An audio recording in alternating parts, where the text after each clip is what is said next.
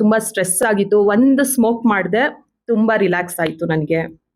ನನ್ನ ಜೀವನದಲ್ಲಿ ಎಷ್ಟೊಂದು ಕಷ್ಟಗಳು ಬಂದಿದೆ. ಅವಾಗ ಬೇರೆ ಯಾರು ನನ್ನ ಜೊತೆ ಇರಲಿಲ್ಲ. ಸಿಗರೇಟ್ ನನ್ನ ಜೊತೆಗಿತ್ತು ಅಂತ. ಅದನ್ನ ಇಷ್ಟಪಡೋರು ಬೆಸ್ಟ್ ಫ್ರೆಂಡ್ ಅಂತ ಅನ್ಕೊಳ್ಳೋರು ಕೆಲವ್ರು ಇದ್ರೆ, ಇನ್ ಕೆಲವರು ಅಬ್ಬಾ ನಾನು ತುಂಬಾ ಸ್ಮೋಕ್ ಮಾಡ್ತಾ ಇದ್ದೀನಿ, ನಾನು ಇದರಿಂದ ಹೊರಗೆ ಬರಬೇಕು ಅಂತ ಪ್ರಯತ್ನದಲ್ಲಿ ಇರ್ತಾರೆ. ಈ ಹೊರಗೆ ಬರ್ಲಿಕ್ಕೆ ನೀವು ತುಂಬಾ ಪ್ರಯತ್ನ ಮಾಡಬೇಕು ಅಂತೇನು ಇಲ್ಲ. There are a lot of simple steps. ಆಲ್ಕೋಹಾಲಿಕ್ಸಿಗಂತೂ ಸರ್ವ ರೋಗಕ್ಕೆ ಸಾರಾಯಿ ಮದ್ದು ತರ ಮಾತಾಡ್ತಾರೆ ಅವರು.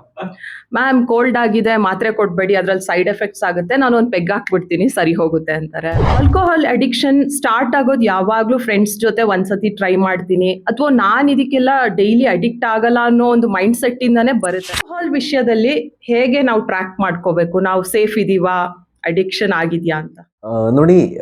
There is nothing called a good addiction.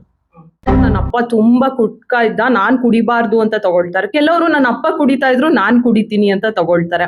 So parents habits ಹೇಗೆ ಮಕ್ಳಿಗೆ ಎಫೆಕ್ಟ್ ಆಗುತ್ತೆ? ಯಾರೆಲ್ಲ ಪೇರೆಂಟ್ಸ್ ಈ ರೀತಿ ಸಬ್ಸ್ಟೆನ್ಸ್ ಅಬ್ಯೂಸ್ ಅಲ್ಲಿ ತೊಡಕೊಂಡಿರ್ತಾರೆ ಅವರ ಮಕ್ಕಳು ಇದನ್ನ ತಗೊಳ್ಳುವಂತ ಸತಿಗೆ ಆಲ್ಕೋಹಾಲ್ ಬಿಡೋದ್ರಿಂದ ಏನೇನ್ ಪ್ರಾಬ್ಲಮ್ ಆಗುತ್ತೆ?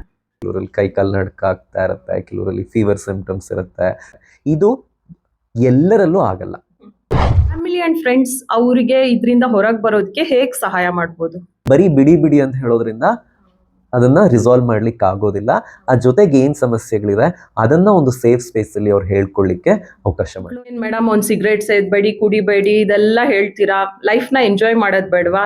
ನಮ್ಮೂರಲ್ಲಿ ತಾತ ಇದಾರೆ, 80 ವರ್ಷ ಆಗಿದೆ, ಇನ್ನೂ ಬೀಡಿ ಸೇತಾರೆ, ಆರಾಮವಾಗೇ ಇದಾರೆ, ಹೇಳೋ ಡಾಕ್ಟರ್ಗಳೇ ಸತ್ತೋಗಿದ್ದಾರೆ ಅಂತ ಹೇಳ್ತಾರೆ. ಅವ್ರಿಗೆ ನೀವೇನ್ ಹೇಳ್ತೀರಿ?